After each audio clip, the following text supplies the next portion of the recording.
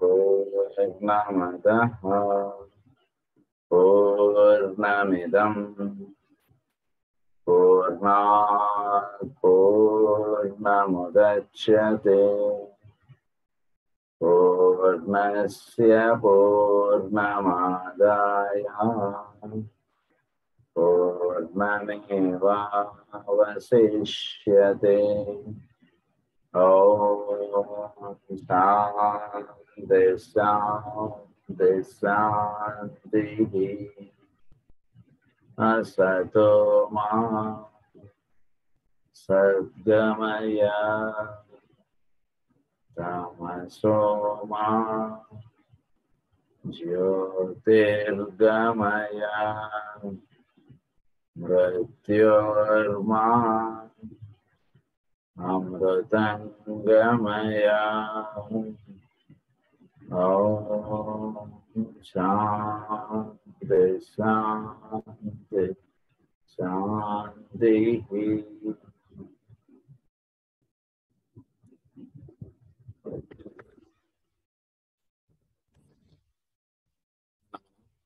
క్లాస్లో knowledge aspect గురించి చెప్పుకుంటూ వచ్చాం. నాలెడ్జ్ ఆస్పెక్ట్ అనేటువంటిది మనం రెండో విధంలో మనం చెప్పుకుంటూ ఉన్నాం. ఫస్ట్ ఏంటంటే థియరిటికల్ నాలెడ్జ్, చెప్పబడినటువంటి సత్యాన్ని ఉన్నది ఉన్నట్లుగా స్వీకరించుకొని నిత్య జీవితంలో అప్లై చేసుకుంటూ ముందుకు వెళుతుండడం అనేటువంటిది ఒక మార్గం. అది థియరిటికల్ నాలెడ్జ్ అన్నారు దాన్ని.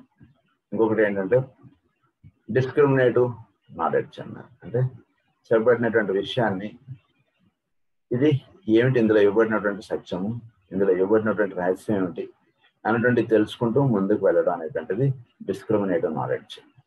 అంటే ఇందులో ఏవైనా సరే కొన్ని ఎక్స్ట్రా ఇన్స్ట్రక్షన్స్ ఏవైనా ఇస్తే అవి ప్రస్తుతం ఉన్నటువంటి కాల పరిస్థితులకు అప్లై చేసుకోవడం అవసరం లేకపోతే అవి పక్క పెట్టేసి ఉన్నటువంటి సత్యాన్ని తీసుకుని ముందుకు వెళ్ళిపోవడం అనేటువంటిది ప్రధానంగా కలిగి జీవించడం అనేటువంటిదిగా చెప్పబడేటువంటి నాలెడ్జ్ని అన్నారంటే discriminative knowledge.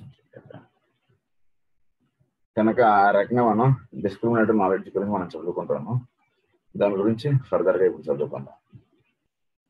The foremost thinkers in any of the great schools of thought are simply exponents of occult meditation and the brilliant discoveries of science, the correct interpretations of nature's laws, and the formulations of correct conclusions, whether in the fields of science, of economics, of philosophy, psychology, or elsewhere, is but the registering by the mind of the eternal verities and the indication that the race is beginning also to bridge the gap between the objective and the subjective, between the world of form and the world of ideas.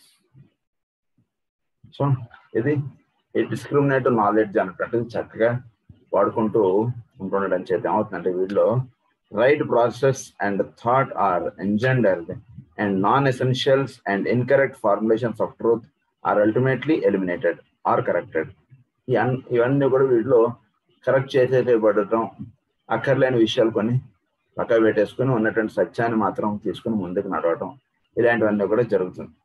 ఇది జరుగుతున్నప్పుడు వీటిలో the foremost thinkers in any of the great schools of thought are simply exponents of occult meditation. మనకి పూర్వం ఉన్నటువంటి ఋషులు మహానుభావులు వాళ్ళందరూ కూడా ఈ అక్కల్ట్ మెడిటేషన్ అంటే చోట్లో ఉన్నటువంటి అంతర్గా ఉన్నటువంటి రహస్యాల్ని ధ్యానం చేసేటువంటి విధానములు, వాటికి సంబంధించినటువంటి విషయములు అవి ప్రధానంగా మనకి తెలియజెప్పారు వాళ్ళు.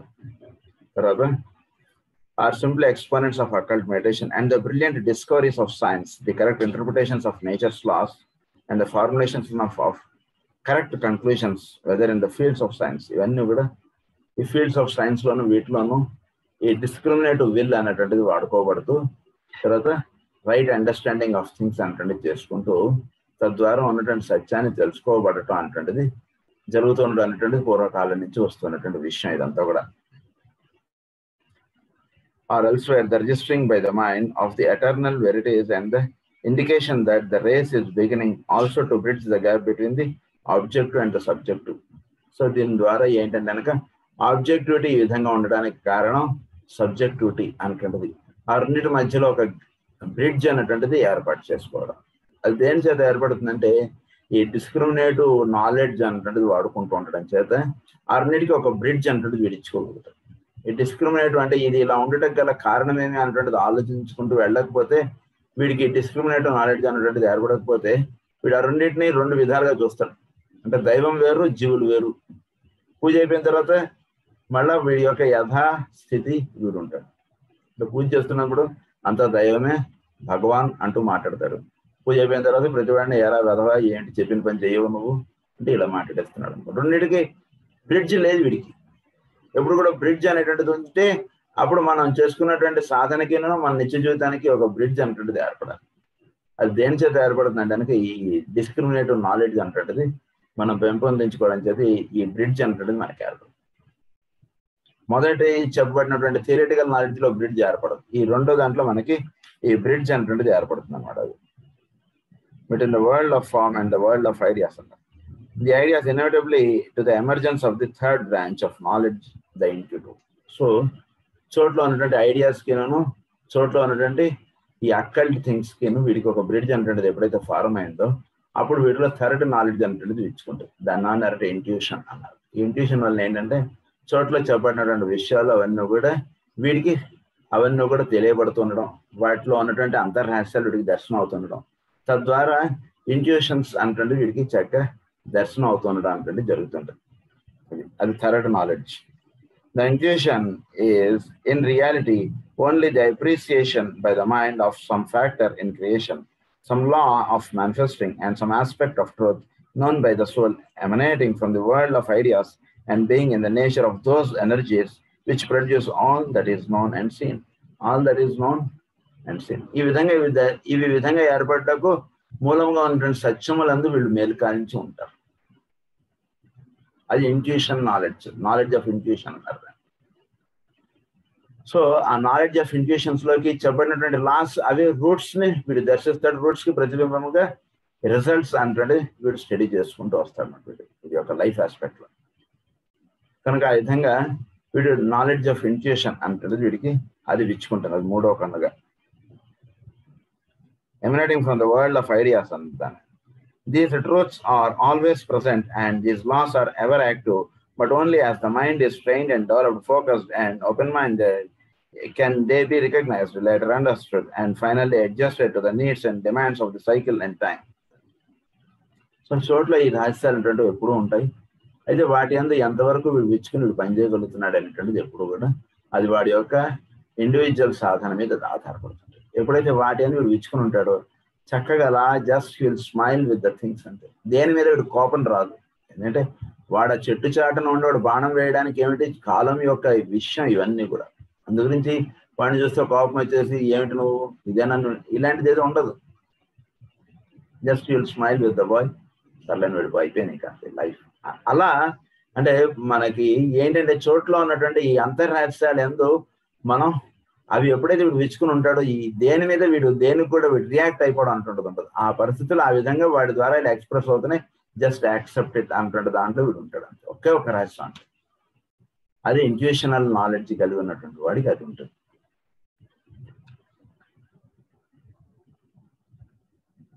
అది మనకి వరల్డ్ ఆఫ్ ఐడియాస్ అన్నమాట.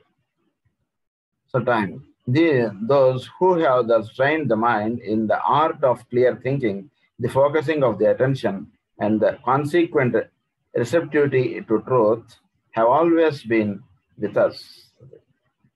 Mind in the art of clear thinking. మనం ఎప్పుడు కూడా ఈ విషయం ఈ విధంగా చెప్పేటకు మూలంగా ఉంటుంది సత్యములు ఏమిటి, just art of clear thinking అన్నమాట. సో మనం ఎక్కడా కూడా అంటే మనం యూజువల్గా మన ఆలోచనలు ఇవన్నీ దేన్ని బేస్ చేసి ఉంటాయంటే మనం సెంటర్గా ఉండి దాన్ని బేస్ చేసి ఉంటాయి. ఎప్పుడు కూడా అలా ఆలోచించకండి. కృష్ణుడు కూడా అర్జునుడికి చెప్పింది అది. మనని బేస్ చేసి ఎప్పుడు కూడా వారు చేయడానికి నువ్వు దిగుతానని అనుకోకు. యుద్ధం చేయాల్సి వస్తే యుద్ధం చేయాలి. నువ్వు గెలుస్తావు ఓడిపోతావు అంటే దాన్ని బట్టి కాదు, పరిస్థితులను బట్టి కాదు నువ్వు నిర్ణయించాల్సింది. నీ ధర్మాన్ని బట్టి నీ స్వధర్మాన్ని బట్టి నువ్వు నిర్ణయించుకుంటూ వెళ్ళాలి. అందు గురించి ఎప్పుడు కూడా దానికి క్లియర్ థింకింగ్ అంటున్నది మనకి అలవాటు చేసుకోవాలి. ఎప్పుడు కూడా clear thinking, the focusing of the attention and the consequent receptivity to truth. అప్పుడు వీడికి ట్రూత్ ఉన్నది ఉన్నట్లుగా వీడు స్వీకరిస్తాడు. మనకు నష్టం వస్తుంది కాబట్టి, మనం ఓడిపోతాం కాబట్టి మార్కులు మార్చేస్తే అని అంటే అది తప్పు. మన పిల్లాడును ఎదుటి పిల్లాడు ఇద్దరు ఆడుతున్నారు అనుకోండి, మనకు మార్కులు వేసే దాంట్లో ఉన్నాం అనుకోండి, మన పిల్లాడు ఓడిపోతాడేమో అని ఎదుటివాడు గెలిచినా కాదు కాదు నువ్వు ఇక్కడ కరెక్ట్గా ఆడలేదు అని అలా అనేస్తే అది కరెక్ట్ కాదు. సో క్లియర్ థింకింగ్ ఉండాలి. సత్యమును దర్శించడానికి మనం ఎప్పుడు కూడా మనం చక్కగా మనం వెచ్చుకుని ఉండాలి. అంతే మనని బేస్ చేసుకుని సత్యాన్ని దర్శిస్తాం అనేటువంటి లాజిక్ అసలు అది పనికిరాదు. అసలు అందులోంచి ట్రూత్ అన్నదాన్ని ఆల్వేస్ అది క్లియర్ థింకింగ్, అటెన్షన్ అన్న truth to have always been with us, but here to have few and far between. అదే they are the understanding of the minds of the ages, but now they are many and increasingly found. The minds of the race are in process of training, and many are hovering on the borders of a new knowledge, the intuition which guides all advanced thinkers of the newer fields of learning. And but ఇది intuitional knowledge లోకి ఇప్పుడు మొత్తం minds అన్ని కూడా intuitional knowledge లోకి అలా వెచ్చుకుని అలా పెడుతున్నాయి. సైంటిఫిక్ గా మీరు చూసుకున్నా సరే, రిలీజియస్ గా చూసుకున్నా సరే, ఇంట్యూషనల్ నాలెడ్జ్ లోకి ఇవన్నీ కూడా వెళుతున్నాయి. అందుగురించి బేసిక్ మైండ్స్ లోను బేసిక్ థింగ్స్ లోను ఇన్వాల్వ్ అయిపోయి వాటిలోనే ఉండిపోవడం అనేటువంటిది కాదు. ఇంట్యూషనల్ నాలెడ్జ్ అనేటువంటిది మనం బాగా పెంపొందించుకోవాలి. Of that omniscience which characterizes the soul, the truth always the things exist, and we call it omniscience, infallibility, the correct knowledge of the Hindu philosophy. When man grasps a fragment of it and absorbs it into a racial consciousness, we call it the formulation of a law, a discovery of one or other of nature's process. Here too, this has been a slow and piecemeal undertaking. Later and heretofore, and before so very long, light will pour in, truth will be revealed, and the race will enter upon its heritage, the heritage of the soul. So heritage of the soul లోకి మొత్తం ఇదంతా కూడా ప్రపంచం అంతా కూడా ఇచ్చుకొని అప్పుడు చోట్ల ఉన్నటువంటి ఇంట్యూషనల్ నాలెడ్జ్ లోకి ఇదంతా కూడా అడుగు పెట్టడం అనేటువంటి జరుగుతూ ఉంటుంది. అంటే ఈ డిస్క్రిమినేటివ్ నాలెడ్జ్ అనేటువంటి దాంట్లో నుంచి ఇంట్యూషనల్ నాలెడ్జ్ లోకి వెళ్ళాలి. అంటే ఏంటంటే కాసెస్ గా ఉన్నటువంటి విషయాల్లోకి వెళ్ళిపోవాలి. అంటే అందరికీ ఈ విధంగా జరుగుతుంది, మన ఒక్కడికి ఎందుకు ఈ విధంగా జరిగింది అంటే ప్రశ్న వీడు వేసుకోవాలి. కనబడే ప్రతి వాడిని చూడండి, అందరికీ బాగానే ఉందండి, నాకొక్కడికే ఇలా అయిందండి, నా జీవితం చిన్నప్పటి నుంచి ఇలా ఇవన్నీ మాట్లాడుతున్నా అది వాడికి వీడిని అడిగితే వాడికేం తెలుస్తుంది? నిన్ను నువ్వు ప్రశ్నించుకోవాలి. ఏంటి ఎక్కడ నేను కరెక్ట్ చేసుకోవాలి? చోట్ల ఉన్నటువంటి ఇంట్యూషన్స్ గా తెలియబడుతుండేటువంటి విషయాలు ఏందో మనం మేలు కాంచి మనం ఉంటుంటే ఇలా ఎందుకు జరుగుతుందో మనకే చక్కగా తెలుస్తుంది. తెలిసినటువంటి విషయములందు వీడు చక్కగా దానికి ఇంకాస్త శ్రద్ధాభక్తులు యాడ్ చేసుకుని ఉన్నటువంటి విషయాన్ని వీడు యాక్సెప్ట్ చేస్తూ నవ్వుతూ వీడి లైఫ్ ని వీడు లీడ్ చేసుకుంటూ వెళ్తాడు. అప్పుడు అది ఏర్పడవలసినటువంటి విషయాలు. In same of our consideration, speculation must perforce enter in. Those who see a vision that is withheld from that lacking the necessary equipment for its apprehension are regarded as fanciful and unreliable.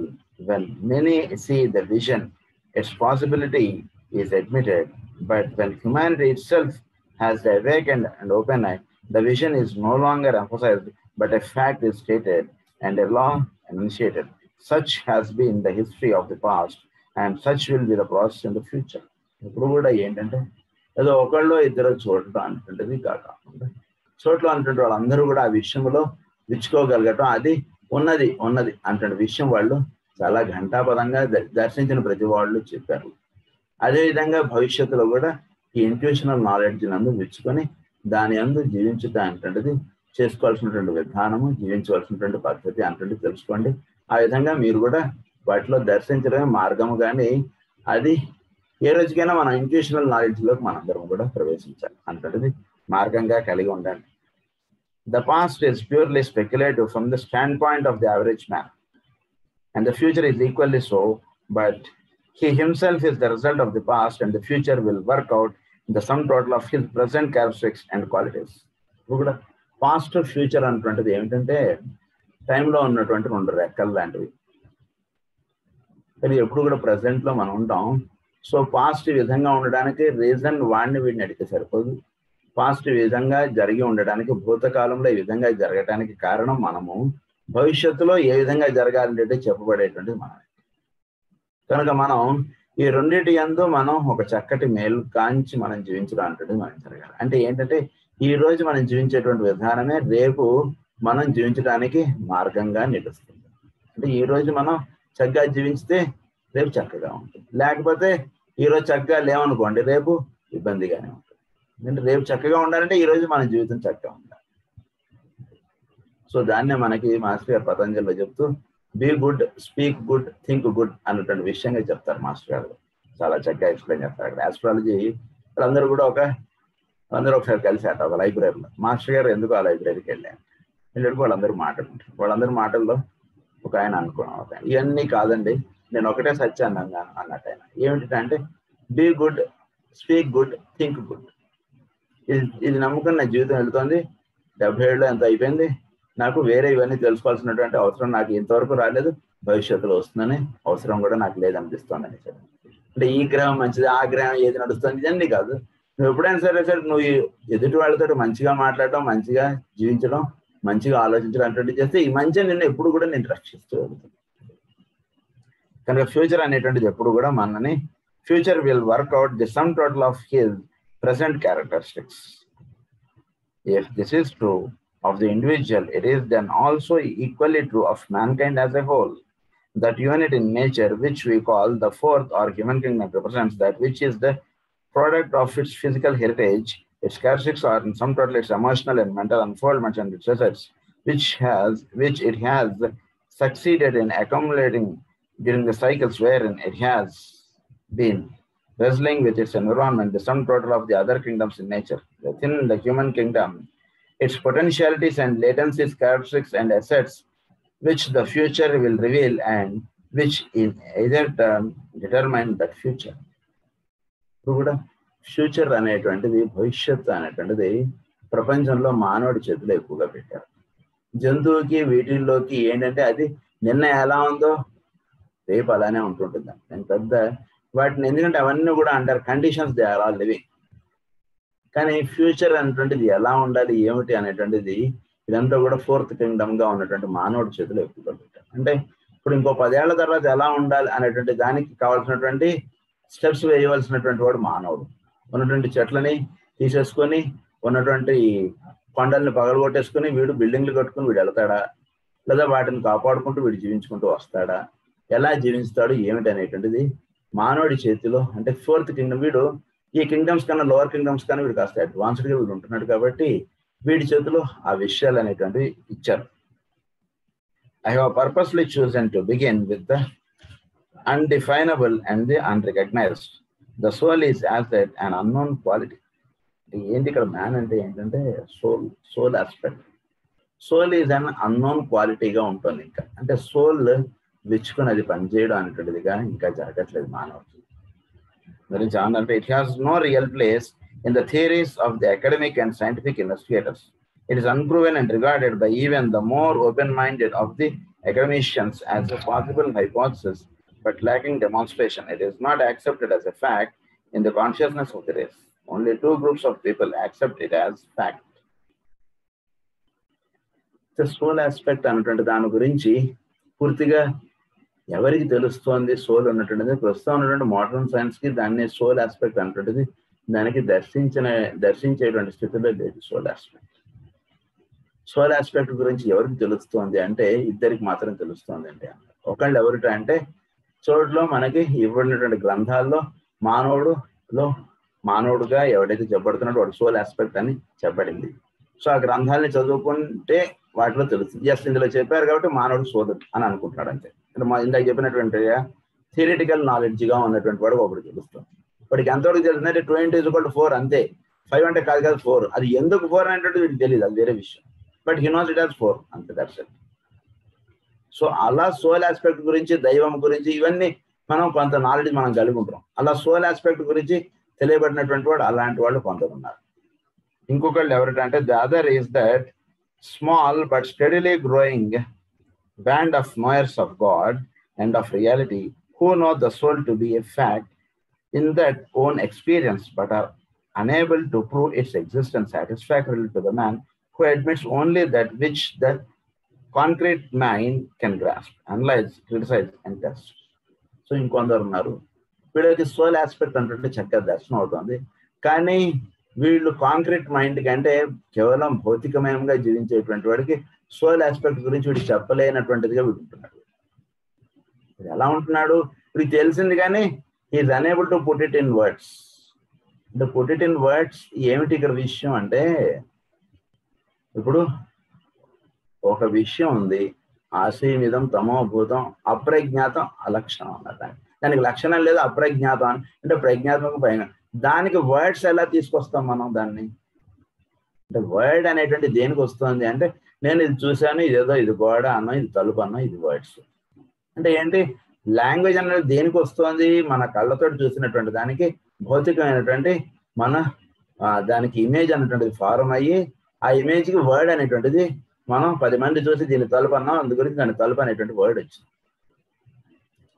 కానీ లాంగ్వేజ్కి పైన ఇంకొక స్థితి ఉంది, దాన్ని soul aspect అన్న. Soul aspect అంటే ఏంటి, మైండ్కి పైన ఉన్నటువంటి స్థితి.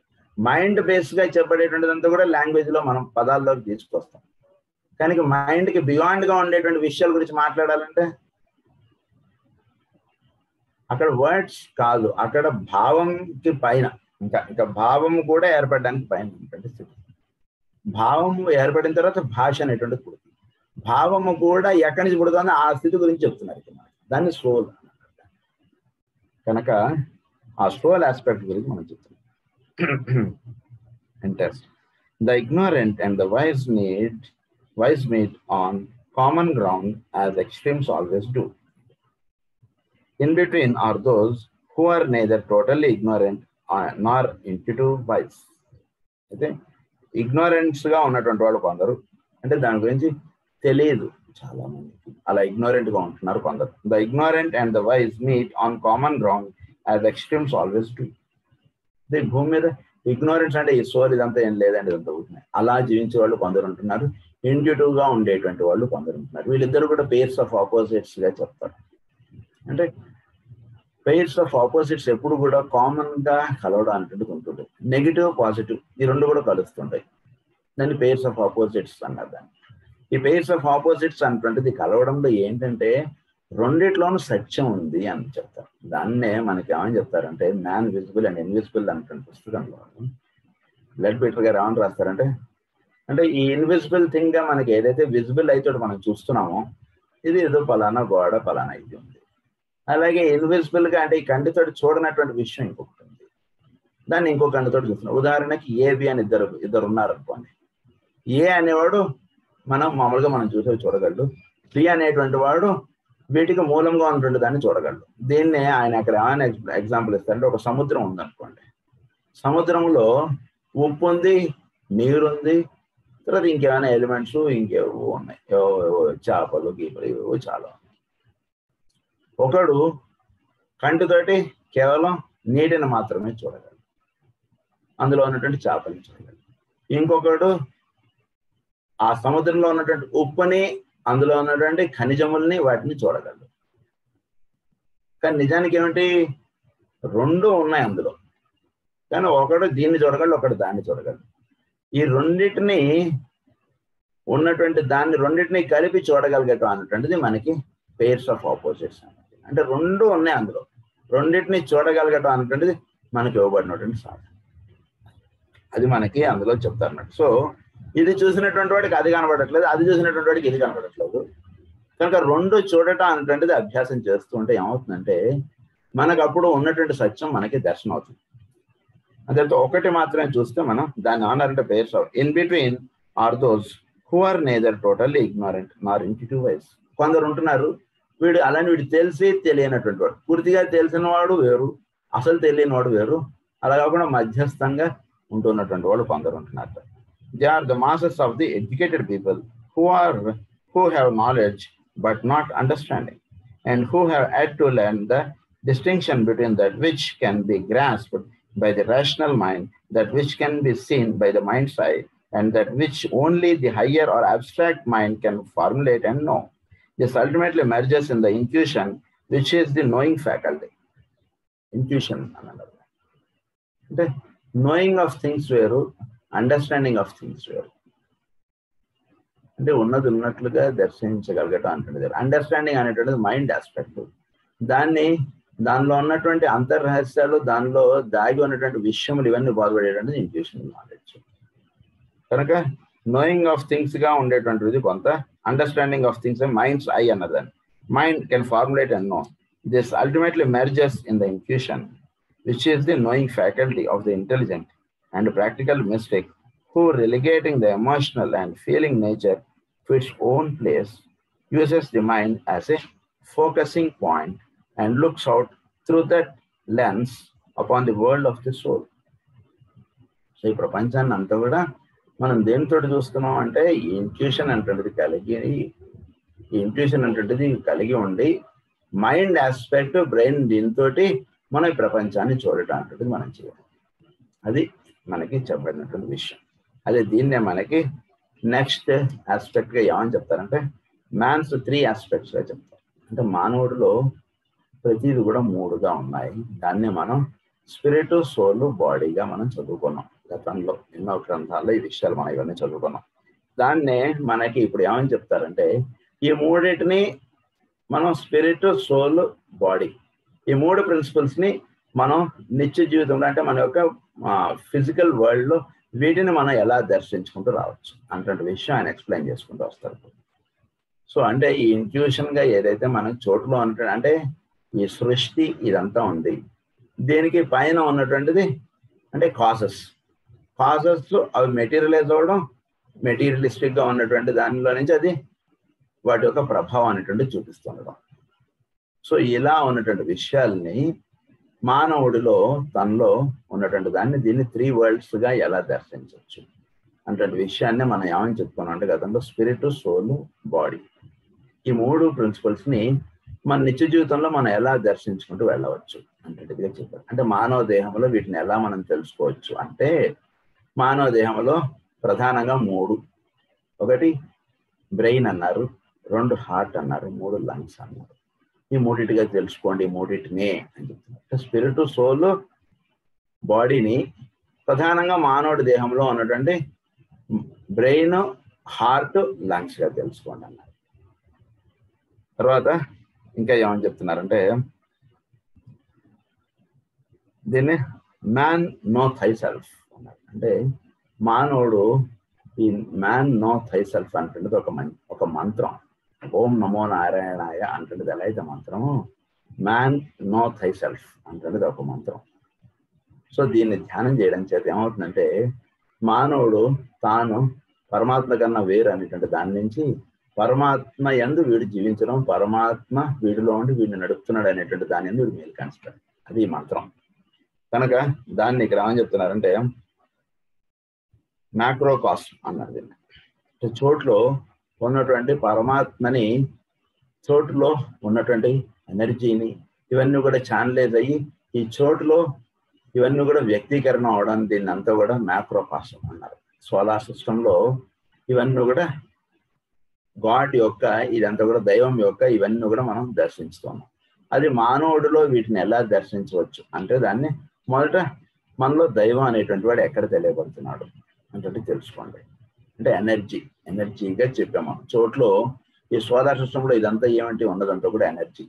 ఈ ఎనర్జీ మానవుడిలో ఎలా తెలియబడుతోంది, మానవుడికి ఎక్కడి నుంచి వస్తుంది ఎనర్జీ అంటే దీన్ని కోరిలేట్ చేసుకుంటూ మనం చదువుకుంటే అప్పుడు దాన్నే మనకు భాగవతంలో అండాండము పిండాండము అన్నట్టుగా చెప్తారు మనకి. అంటే చోట్లో ఉన్నటువంటిదంతా కూడా దేని చేత మేనిఫెస్ట్ అవుతుంది అంటే ఎనర్జీ చేత మేనిఫెస్ట్ అవుతుంది. మనలో ఆ ఎనర్జీ ఎక్కడి నుంచి వస్తుంది, ఎలా మేనిఫెస్ట్ అవుతుంది అంటే ఈ చోట్లో ఉన్నటువంటి ఎనర్జీ అంతా కూడా మనలో ఈ మైండ్ నుంచి బ్రెయిన్కి ఎనర్జీ అంటే దిగి వస్తుంది. So energy inflow is our head center.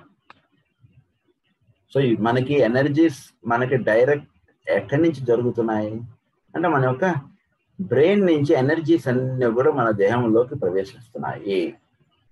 మరి మనం తినే ఆహారంతో ఎనర్జీస్ రావట్లేదు అంటారా అంటే మనం తినే ఆహారం దేనికంటే కనుక అది మన యొక్క భౌతికమైన దేహమును కాపాడుతుంది.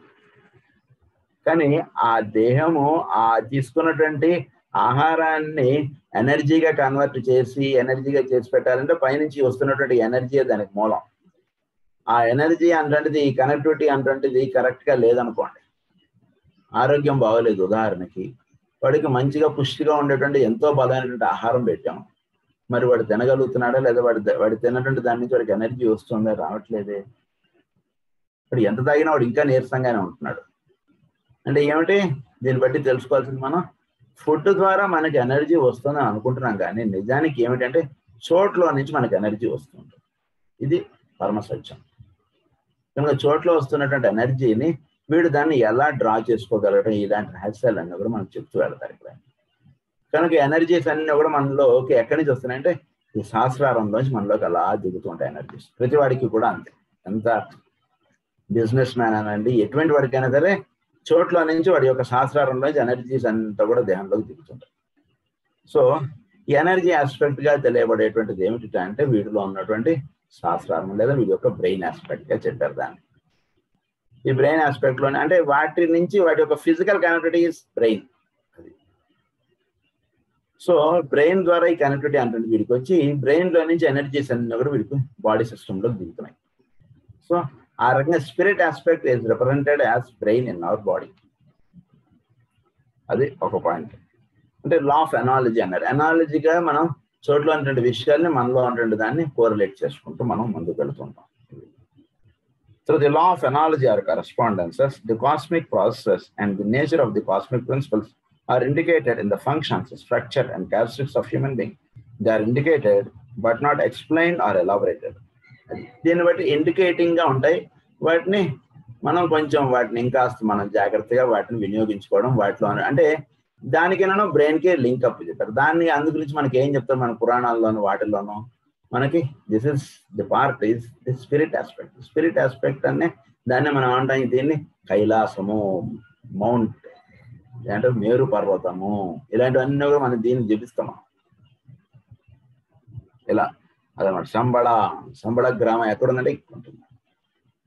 కనుక ఇలా మనం వీటిని అన్ని కూడా ఇక్కడ చూపించడం లేదంటే that is the spirit aspect. అక్కడి నుంచి మనకి చోట్లో ఇవన్నీ కూడా ఇంపల్సెస్ అన్ని కూడా అక్కడి నుంచి జనరేట్ అవుతున్నాయి. కాబట్టి మనలో ఎక్కడ జనరేట్ అవుతున్నాయి అంటే ఇక్కడ. అందుగురించి చోట్లో ఉన్నటువంటి దానికి మనకి దీనికి లింకప్ ఆ విధంగా చెప్పారు.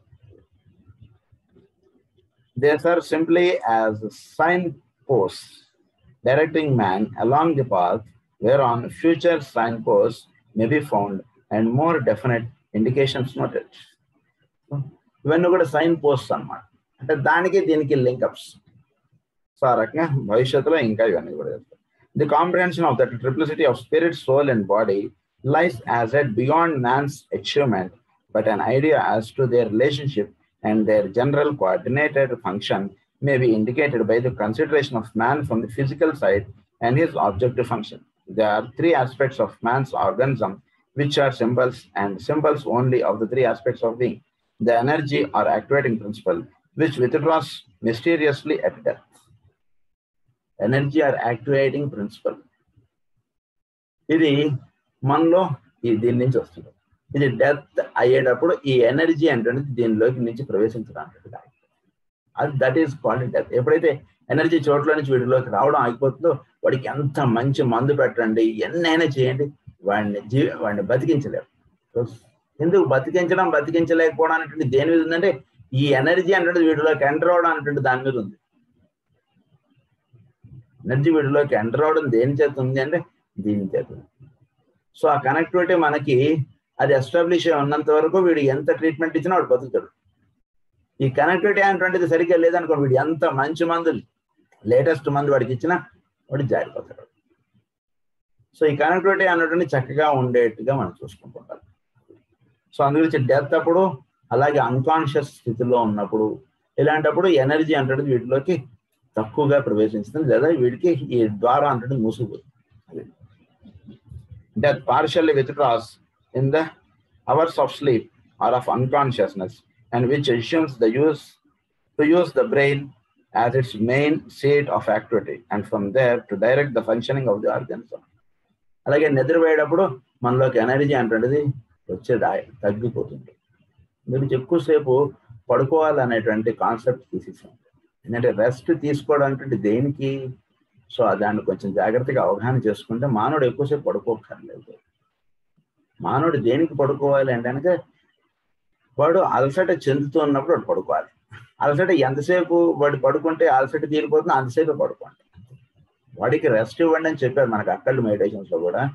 కానీ అవర్స్ ఆఫ్ స్లీప్ అనేటువంటిది బియాండ్ గా పెంచేసుకుంటాను. అంటే ఈరోజు ఆదివారం కాబట్టి ఈరోజు 12 గంటలు పడుకుంటా అనేటువంటి కాన్సెప్ట్ వచ్చేసేయండి. ఆదివారం అయినా సోమవారం అయినా బాడీకి ఎంతసేపు రెస్ట్ అవుతుందో అంతసేపు తీసుకోండి అంతే. మన బాడీని మనం చక్కగా చూసుకోవడం మనకు మార్గం. కానీ వేరేవాడు వాడు ఏదో చెప్పాడు కదా అని ఈరోజు 2 గంటలే పడుకొని నేను పని చేసేస్తాను అనేటువంటి కాన్సెప్ట్ వచ్చేసేయండి. సో దీనికి అవర్స్ ఆఫ్ స్లీప్ అనేటువంటిది ఆ టైంలో మనకి ఎనర్జీస్ అనేటువంటిది మన బాడీలోకి వచ్చేది ఇంకా తగ్గుతుంటుంది. చక్కగా ఇవన్నీ కూడా మనం ప్రేయర్ మెడిటేషన్స్ ఇలాంటి చక్కగా చేసుకుంటుంటే చాలా చక్కగా మనకి దర్శనం అయిపోతుందండి. అది మీకు కూడా అనుభవంలోకి ఉంటూ ఉంటుంది. ఇది ప్రేయర్కి ముందు కూర్చున్నా లేదా మనం ప్రేయర్కి ముందో లేదా మెడిటేషన్కి ముందో చూస్తే మనకు చాలా నీరసంగా ఉంటుంది. వింటర్ నేను అసలు కాస్త పడుకుందాం అన్నట్టుగా ఉంటుంది మన దేహం. ఎప్పుడైతే చక్కగా మెడిటేషన్ ప్రేయర్ ఇదంతా చేస్తున్నడికి చక్కగా ఏం పడుకోక్కర్లేదు బాగానే ఉన్నాయా అనిపిస్తుంది. అంటే ఇది ఏంటి తేడా ఒకటే ఏంటంటే కనుక మనం ఎప్పుడైతే మెడిటేషన్ ఇలాంటివి మనం చేసుకుంటాం ప్రేయర్ మనలో ఇవన్నీ కూడా అలైన్ అయిపోతాయి. అలైన్ అయ్యేటికి ఇవన్నీ కూడా ద్వారా ఇలా డోర్స్ తెరుచుకున్నట్టుగా విచ్చుకొని ఉంటాయి. అప్పుడు ఎనర్జీస్ అంటే బాగా చక్కగా అలా వస్తాయి. వచ్చేటికి ఇప్పుడు 1-2 గంటలు పడుకోవాల్సినటువంటి అవసరం లేకుండా ఉండిపోతుంది బాడీ. అంటే జాగ్రత్తగా మనం చూసుకుంటే పడుకోవాల్సిన అవసరం ఉంటే వీడు పడుకుంటాడు, పడుకోవాల్సిన అవసరం లేకపోతే వీడు పడుకోవడం. అందుకే మాస్టర్ గారు ఎప్పుడు కూడా ఆయన 2 గంటలు 3 గంటలు లేదా 4 గంటలు ఇంతే పడుకున్నారు. ఆయన ఎక్కువసేపు పడుకోవాల్సి వస్తే ఆయన ఆ రోజు రెస్ట్ తీసుకున్నారు. అది కూడా చేశారు. అవసరం లేనప్పుడు రెస్ట్ తీసుకోలేదు. వీళ్ళు రెస్ట్ తీసుకోవడం కూడా చాలా చమత్కారంగా ఉంటుంది. వేరే వాడితో ఏమైనా సంపాదించాలన్నా ఎక్కడో విషయాలు చర్చించాలన్నా ఫిజికల్ బాడీకి ఇక్కడ రెస్ట్ ఇస్తారు. అది మనం చూసి మనం మోసపోకూడదు కొన్ని పరిస్థితుల్లో. అలాగే ఎనర్జీస్ అనేటువంటిది ఎక్కువగా ఈ స్లీప్ కన్నా అవేకెండ్ స్థితిలో ఎనర్జీస్ వీటిలో ఎక్కువగా డ్రా చేసుకోగలరు. అది ఒక అంతర్రహస్యం. అందు గురించి ఎక్కువసేపు పడుకోవాలనేటువంటి కాన్సెప్ట్ మనం తీసుకోవచ్చు మనం జనరల్ గా.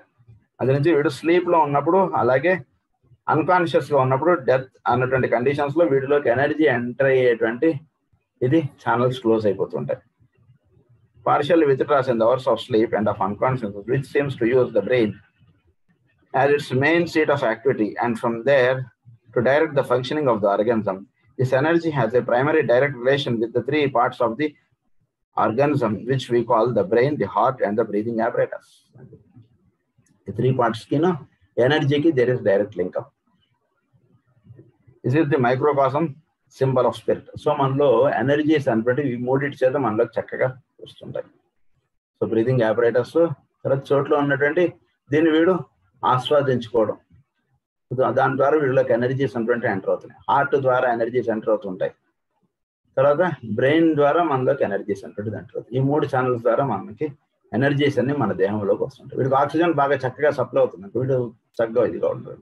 ఆక్సిజన్ తక్కువగా సప్లై అవుతుంది అనుకోండి, వీడు వీడు చేయలేదు, 4 అడుగులు అయితే వీడికి ఆయాసం వచ్చేస్తుంది. అంటే ఏంటి, వీడు చోట్ల ఉన్నటువంటి ఆక్సిజన్ 97 చక్కగా ఉన్న వీడి బాడీలోకి చక్కగా ఎంటర్ అవుతుంది. అంటే ఆ ఆపరేటర్స్ కొంచెం సెట్ చేసుకోవాలి. వీడంతా డోర్లు ఇంకా తెరుచుకుని చక్కగా ఉంటే వీడు కూడా 97 వస్తుంది. ఆ ఆపరేటర్స్ సెట్ చేసుకోవడానికి అటువంటిది చేసుకుంటే వీడు కూడా చక్కగా ఎనర్జీ వంతుడు వీడు అవుతాడు. అది first aspect. Number 2 is nervous system. With its complexities of nerves, nerve centers, and the multiplicity of interrelated and sensitive parts which serve to coordinate the organism, to produce the sensitive response which exists between the man organs and the parts which forms the organism as a whole. మానవుడి యొక్క nervous system చాలా చక్కగా ఇది పనిచేస్తుంది. And parts which forms the organism as a whole and which serve also to make the man aware of and sensitive to his environment. Aware of and sensitive to. అంటే వీడికి ఒక nervous system వీడికి ఎటువంటి ఇది ఇస్తుంది అంటే, ఇగో ఇది ముట్టుకోకు, ఇది తీసుకో, ఇది తీసుకోకు, ఇక్కడ చెయ్యి వేకు, ఇక్కడ కాలేకు, ఇక్కడ ఇదంతా వీడికి ఒక నాలెడ్జ్ అంటే బిల్డప్ చేసి అది వాడికి భవిష్యత్తులో అటువంటి ఇంపల్స్ ఎప్పుడు వీడి దగ్గరికి వచ్చినా సరే వెంటనే వీడిని అవేకన్ చేస్తుంది. అది వీడిలో ఈ nervous system చేసి పెట్టేటువంటి పని. Interrelated అన్నది nerve centers and that multiplicity of interrelated and sensitive parts which serve to coordinate the organism. This entire sensory apparatus is that which produces the organized awareness and coordinated sensitivity of the entire human being, first within itself as a unit, and secondly its responsiveness and sensitive reactions to the world within which it plays its part. ఇది తన బాడీలో ఉన్నటువంటి system mechanism అంతా కూడా ఒక చక్కగా single unit గా అది జరిగేటట్టుగా చూసుకుంటుంది మన nervous system. అంటే ఉదాహరణకి గ్యాస్ట్రాంట్రాలజిస్టు, న్యూరాలజిస్టు, యూరాలజిస్టు ఇంకా ఇవో చెప్పుకోండి. కానీ మన బాడీలో ఏం జరుగుతుంది, ఇదంతా ఒక యూనిట్గా జరిగేటట్టుగా మన నర్వస్ సిస్టమ్ చూసుకుంటుంది కదా. మన నర్వస్ సిస్టమ్ డివైడ్స్. బ్రెయిన్కి ఎంత బ్లడ్ సప్లై వెళ్ళాలో నర్వస్ సిస్టమ్ డిసైడ్ చేస్తుంది, కాళ్ళకి ఎంత బ్లడ్ సప్లై వెళ్ళాలో నర్వస్ సిస్టమ్ డిసైడ్ చేస్తుంది. ఇలా మన బాడీని అంతా కూడా చక్కగా ఒక మొత్తం అంతా కూడా ఒకే ఒక యూనిట్ గా వర్క్ చేసి మనకు అందించేట్టుగా చేసి పెడుతున్నటువంటిది మన నర్వస్ సిస్టమ్. కనుక ఈ నర్వస్ సిస్టమ్ కి 2 ఫంక్షన్స్ ఉన్నాయి. మన బాడీ సిస్టమ్ అంతా కూడా ఒకటిగా చూసి పెట్టడం అంటుండేది ఒకటి. రెండోది ఏంటంటే చోట్లో ఉన్నటువంటి దానికి వీడు ఎలా రియాక్ట్ అవ్వాలి, ఎలా ఉండాలి, ఎలా ఉండకూడదు, ఎక్కడ కాలేయాలి, ఎక్కడ కాలేయకూడదు, ఎక్కడ చేయబెట్టాలి, ఎక్కడ చేయబెట్టకూడదు, ఇలాంటి సెన్సరీ సిస్టమ్ అంతా కూడా మనకి చక్కగా చేసి పెడుతుంది. ఇలాంటి 2 ఫంక్షన్స్ ఇది ప్రధానంగా చేసి పెడుతుంది మనకి, which it plays its part. This nervous structure coordinating, correlating and producing an outer and inner group activity demonstrates primarily through the 3 parts of the nervous system. దీనిలో కూడా 3 parts ఉన్నాయి. 3 parts of the nervous system ద్వారా ఇది బయట ఎలా వీడు వ్యవహరించాలి, లోపల ఎలా వీడిని కాపాడుకోవాలి. ఇది మొత్తం స్థూలంగా చెప్పాలంటే బయట వీడు ఎక్కడ చేయాలి ఇదంతా మనకి చెప్తుంటుంది. పక్కన ఏదో వస్తుంది అంటే నాకు కన్ను మూసేస్తుంది. ఎందుకంటే కన్ను దాకా తగిలిన తర్వాత ఇది ఫలానాది అని తెలుసుకున్నాడు, కన్ను ఉండదు. ఇంకా దగ్గరలోకి వస్తుండగా వీడు కన్ను మూసేస్తాడు. ఎట్లా వీడిది? That is how the nervous system is built up. So ఆ రకంగా బయట ప్రపంచంతో ఎలా ఉండాలో వీడికి కావాల్సినటువంటి రక్షణ ఇస్తుంది, వీడు లోపల ఉన్నటువంటి దేహమును రక్షిస్తుంది. సో ఇది ప్రధానంగా 3 భాగాలుగా ఉందన్నారు. ఒకటి number 1 is cerebrospinal system, number 2 is sensory system of nerves, number 3 is peripheral system of nerves. ఈ 3 nerve systems గా ఇది పనిచేస్తుంది. It is closely associated with the energy aspect, being the apparatus utilized by that energy to vitalize the body, to produce its coordinated activity and functioning, and to bring about an intelligent rapport with the world in which it has to play its part. ఇది చోట్ల వీటిలోకి energy అంటే దాంతో వీడికి nervous సిస్టమ్కి there is close relationship.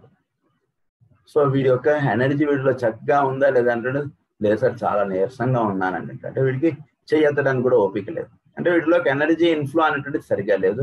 Energy inflow చక్కగా వీడికి ఇది చేయండి. మీరు అలాంటి వాళ్ళకి చక్కగా మీరు అక్కడ కూర్చొని మీరు ధ్యానం చేస్తే కూడా వాళ్ళకి ఎనర్జీస్ అంటే అలా ట్రాన్స్ఫార్మ్ అవుతాయి. దాన్ని మనకు ఒక ట్రయాంగిల్ ఇచ్చారు. చక్కగా ఆరోగ్యంగా లేడు అనుకోండి ఎవడైనా, మాస్టరు, హీలరు, పేషెంట్, ఈ 3 ఒక ట్రయాంగిల్గా పెట్టుకోండి. ఒక ట్రయాంగిల్ ఫ్రేమ్ చేసుకుని మాస్టర్ని ఇన్వోక్ చేయండి. హీలర్ ద్వారా ఆ పేషెంట్కి ఎనర్జీ అంటుంది అలా వస్తుంది. లేదా ఆ పేషెంట్ ఎవరి దగ్గరికి వెళ్తే వాడికి తొందరగా ఆరోగ్యవంతులు అవుతాడు, వాడు ఆ డాక్టర్ దగ్గరికి వెళ్ళిపోతాడు. అంటే మన నుంచి మనకు ఎనర్జీ రావక్కర్లేదు. మనం చేసినటువంటి మెడిటేషన్ వల్ల ఏం జరుగుతుందంటే వీడు అప్పటిదాకా చాలా ఆరోగ్యం చాలా ఇబ్బందిగా ఉన్నటువంటి వాడు మనం మెడిటేషన్ అంటే చక్కగా చేయడం చేత వీడు ఏం స్టెప్స్ వేస్తే వీడికి ఎనర్జీస్ అంటే చక్కగా ఉత్పన్నం అవుతాయో వీడు వాడి దగ్గరికి వెళ్తాడు. మనం అంతే పని చేయక్కర్లేదు. వాడికి ఎవడికి అంటే లింకప్ ఉందో వాడి దగ్గరికి వెళ్ళగలుగుతాడు. ఆ రకంగా అన్నమాట. So rapport with the world in which it has to play its part. It lies back, if one might use such an expression, of the body nature proper, back of the mass of the flesh and bone and muscle. It in its turn to motivated by and controlled by 2 factors. So ఈ nervous system అన్నటువంటిది ప్రధానంగా 2 factors చేత ఇది control అవ్వబడుతుంటుంది. ఒకటి ఏంటంటే the sum total of energy which is the individual quota of vital energy. Individual quota of vital energy, the sum total of energy which is individual quota of vital energy అన్నారు. అంటే vital energy అంటే వీడి బాడీని వీటిని ఈ విధంగా maintain చేసి ఇవ్వగలుగుతాం. అంటే ఉదాహరణకి 100 యూనిట్స్ ఆఫ్ ఎనర్జీ అంటుండదు అనుకోండి.